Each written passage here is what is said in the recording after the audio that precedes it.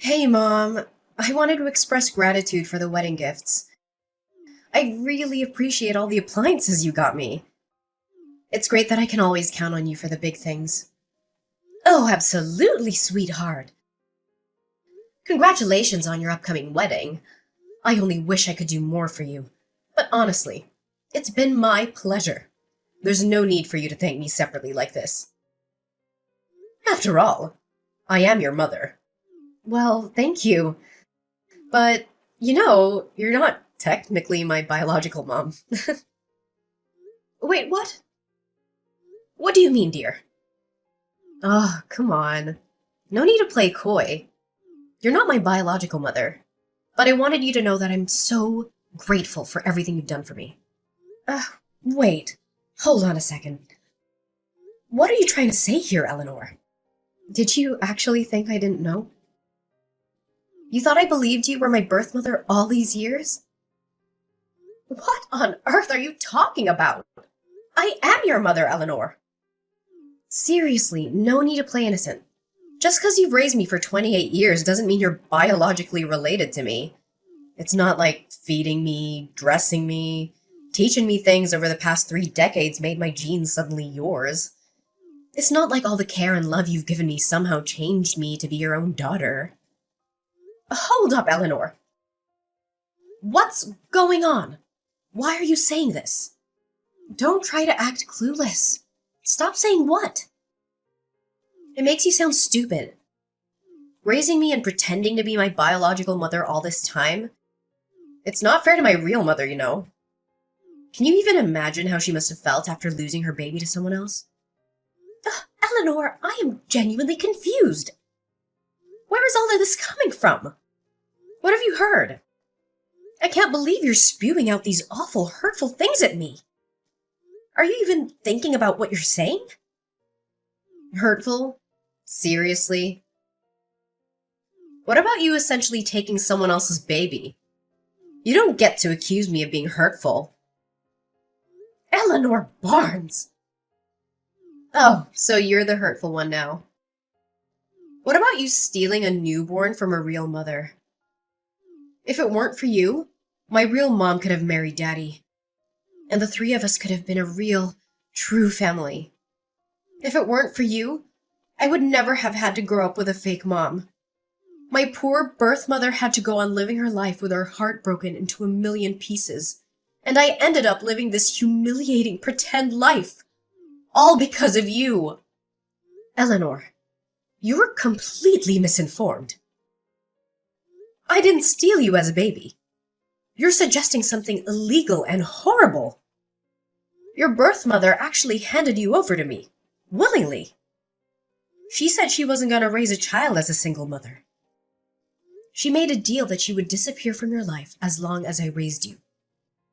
Then, your poor birth mother even demanded money in exchange for you, like I asked to take you away from her. I offered, of course, but who does that? It was like she was selling you to me. Giving her some money was the least you could do after that.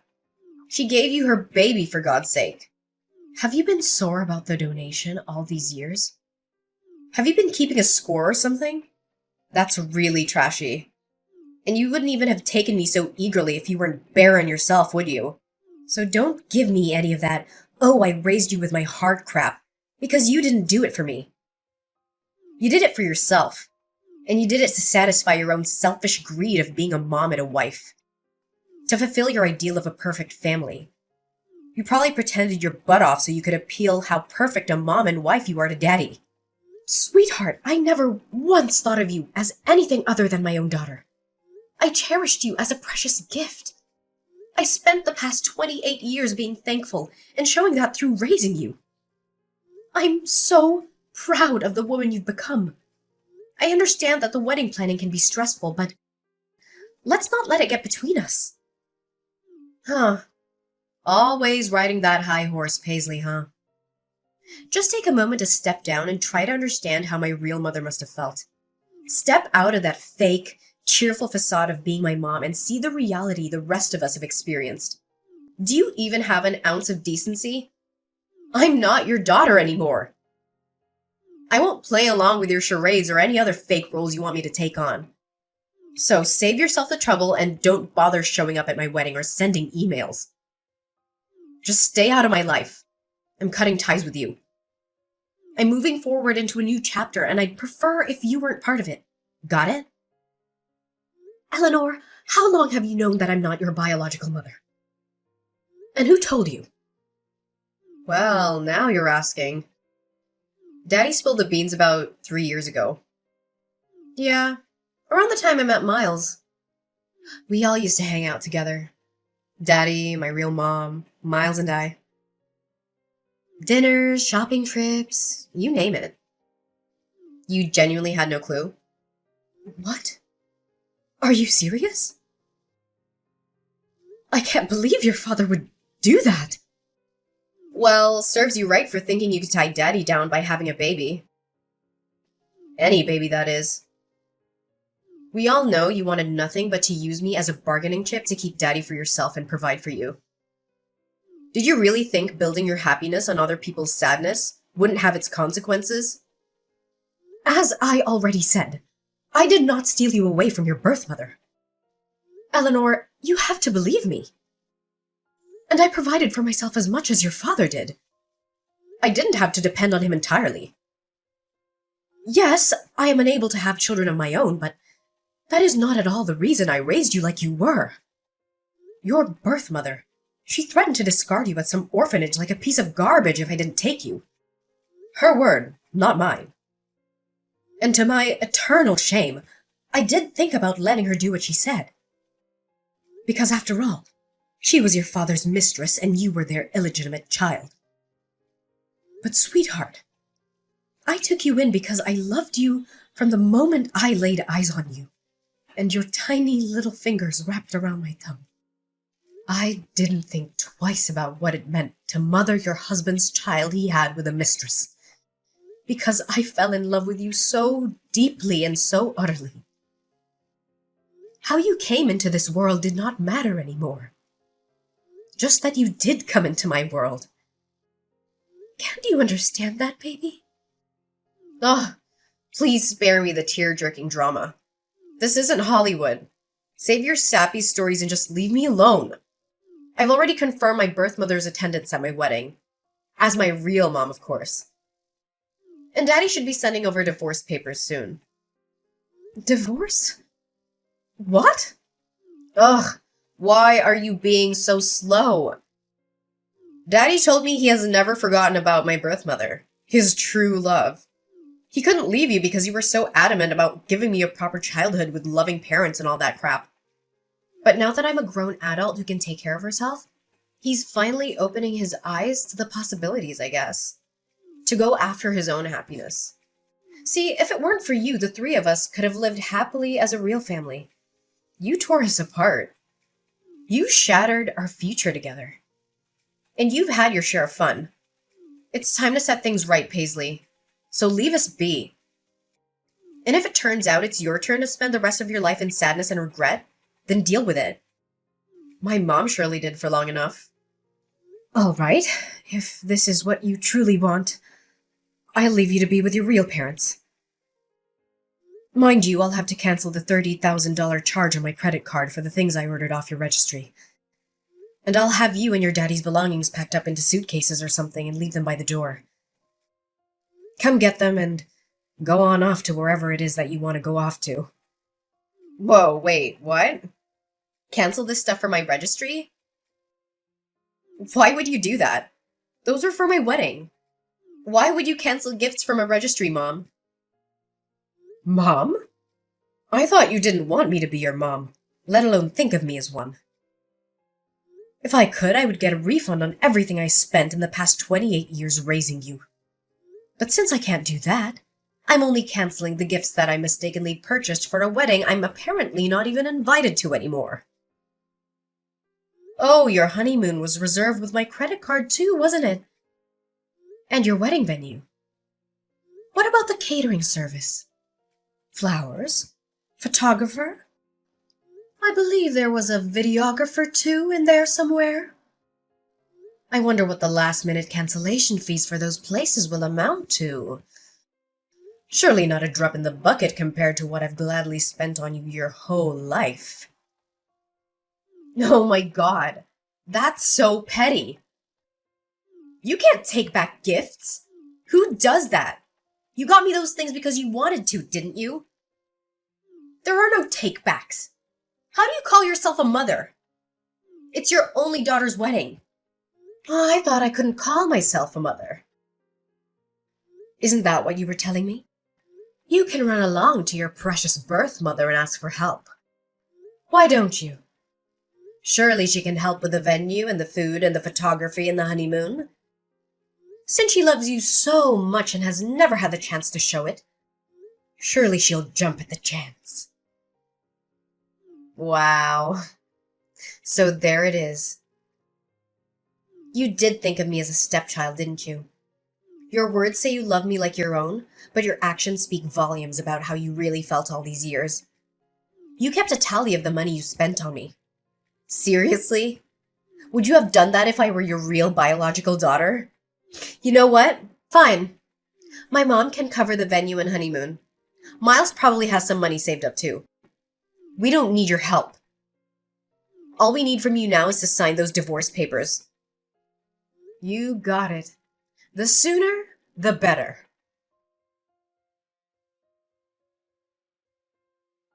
And in a way, I'm uncertain if I ever truly forgave her. But in that moment, all that mattered was before me. I gazed upon what could have been perceived as a lump of flesh, and then she opened her eyes, meeting mine. I gently touched her hand, and she curled her tiny, delicate fingers around my thumb. She was mine. In that moment, I believed in the intricate mysteries of God's design. This perfect child had been delivered to me as if by divine intervention. She was a gift, and in turn, I was designed to be her mother. The saying, blood is thicker than water, held some truth. But what truly resonated was that love could defy all odds. Eleanor brought a joy I had never dared to dream of before. The first time she called me Mama, the moment she took her initial steps. Her genuine delight in the meals I prepared. Those instances were all emblematic of a kind of love that transcended boundaries. Her small hand in mine as we walked together, the handmade artwork she gifted me on Mother's Day. She had been gradually filling the void within my heart, until it was overflowing with a love I never thought possible. I could have never foreseen that one day she would utter those hurtful, devastating words she hurled at me today. My husband's confession to his ongoing affair with Shelley's birth mother shattered the foundation of our 33-year marriage.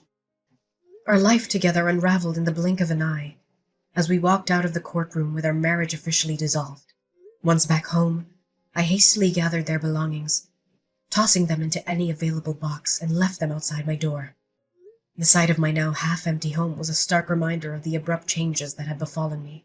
As I tried to process the shock of it all, a text message notification illuminated my phone screen. Hey, where are you? My keys aren't working, and neither is my garage opener. Did you already replace them? That was quick, Paisley. Good on you. I brought a KFC bucket and some beers, your favorite. I thought you and I were overdue for a chicken and beer date night. Open up, Paisley. Jacob? What are you doing here? Shouldn't you be with your daughter and true love by now? You know, the woman who makes your heart ache by just thinking about her. The woman whom you had a child with. The woman with whom a few days ago you gave everything else up to be with again. Did you forget? What are you doing here with chicken and beer at this ungodly hour anyway? I'm done with her. I left her. We're over. I finally realized there is no woman like you. Paisley, you're the kindest, the most patient person I know. I was immature and naive to let you go. I hurt you, I know. I'm so sorry. And I never showed you how much I appreciate you. For all you've done for this family, you've forgiven me once before. Can't you do it again? I'll change. I promise. I'm a victim here too, by the way. That witch was so full of it. She didn't want me. She never wanted me. She was just using me this whole time so she could tag along when I take Eleanor out to eat or go shopping so that she herself could get what she wanted. I may have bought her a handbag or two, but that's it, I swear. She's even got a young boyfriend she's seeing. She doesn't want to marry me and settle down. She said so herself. She's the absolute worst. I love you, baby. Come on. She may be the worst, but she's Shelley's biological mother, isn't she? Surely she wants her baby back in her life and wants to build some kind of belated relationship with her. I heard she was attending the wedding, and everything as mother of the bride. The optics aren't bad right now, Jacob. The optics? Yes, but it's not that simple, Paisley. She was only going to attend the wedding so she could sift through the wedding gifts and see what she could claim for herself. You know, she demanded to be paid to come to her daughter's wedding. I had to wire her $10,000 2 weeks ago. She made me cut all ties with you, abandoning everything I owned with you, like my house and my clothes. Then she left me high and dry. Eleanor and I went to see her after the wedding with all our suitcases. And she shut the door in our faces. We didn't even get to see inside of her house, Paisley. Can you believe that? What mother does that to her own daughter? Me? I understand. But her daughter? Are you going to sit and take this for our Eleanor? She's heartbroken right now. Oh, say something, Paisley. Eleanor made it abundantly clear that I am not her mother, nor does she consider me her mother. In one single conversation, she took away all my hard work and dedication as her mother and basically erased me from her world. I realize now that trying to hold on to her was like holding onto a fistful of sand. No matter how tight or hard I try to keep all the sand in my hand, it'll find its way out between my fingers. But you were happy being her mom, weren't you? You loved her with all of your heart. You still love her. I know you do. Even if Eleanor in her youth erases 28 years of her life with you, surely you can't. I did have some great times with Eleanor, I sure did. She was my everything. But the accusations she hurled at me, they were cruel, Jacob. That side of her didn't come from my nurturing. It's her nature. It's the nature of your mistress. I can't get past that. At least not just yet, Jacob. Maybe a real biological mother could have easily forgiven her daughter for something like this. So I guess I'm no better than what Eleanor thought of me. Because in the end, I'm not her real mother. Mom, it's me, Eleanor. I'm so sorry. Mommy, can you please forgive me? I don't know what got into me. If you let us back in, I will never think or talk about my real mom ever again. I'll be the best daughter to you. The kind of daughter you deserve to have. I promise. Please, Mom. We have nowhere else to go, Mom. Daddy and I will come inside and beg us if you want to. Please let us in and you can help me with my wedding plans again. Remember how fun that was? Let's go to the mall together. Just you and me.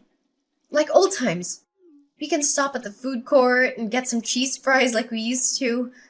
I miss your meatloaf, Mom. I miss your awesome meatloaf with real breadcrumbs. Will you teach me how to make it? I want to pass it down to my kids too. It'll be an heirloom recipe. If I learned anything from this whole ordeal, it is that I wasn't as big a person as I thought I could be. I cannot find it in me to forgive you two for what you've done. I guess I am nothing but an evil stepmother, like you said.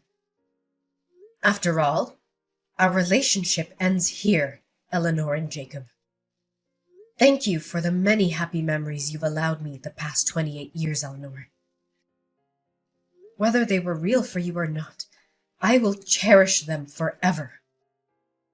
because they were real to me. I will try to keep only the happy memories of you.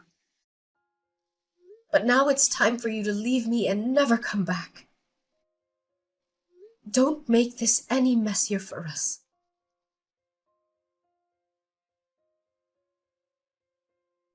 The echoes of their persistent knocking and frantic kicks reverberated through the silence, a desperate symphony of anger and rejection.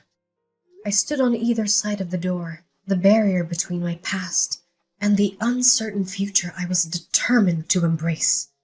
After dialing the police, 2 patrol officers arrived. Their stern words and authoritative presence finally managed to quell the storm outside my home. Shelley's fiancé, Miles, and his family openly voiced their disappointment at the sudden upheaval caused by the withdrawal of their wedding venue and honeymoon down payments. Their anger and disbelief seemed palpable, yet I remained resolute. They even contemplated putting their wedding preparations on hold, urging Shelley to reconsider her life's path. And in the blink of an eye, Miles made a decision that sent shockwaves through their relationship. He ended things with Shelley, just days before their intended wedding date. Amidst the chaos, Shelley bombarded me with messages and calls, hurling curses my way and placing the blame squarely on my shoulders. It was tempting to succumb to my habitual instincts and try to mend things.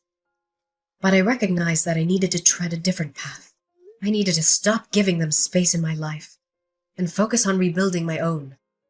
I chose to turn a deaf ear to her accusations and to free myself from the weight of their turmoil. It was a moment of realization.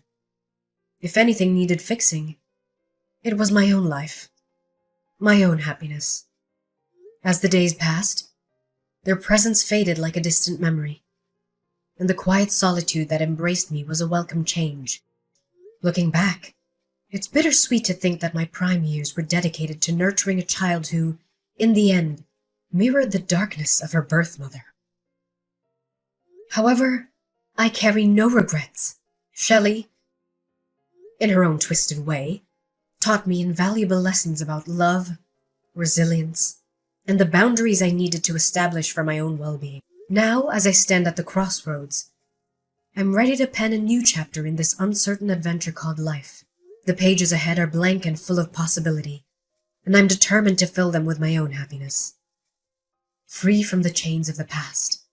It's a fresh beginning, a journey that's mine to craft, a future waiting to be written.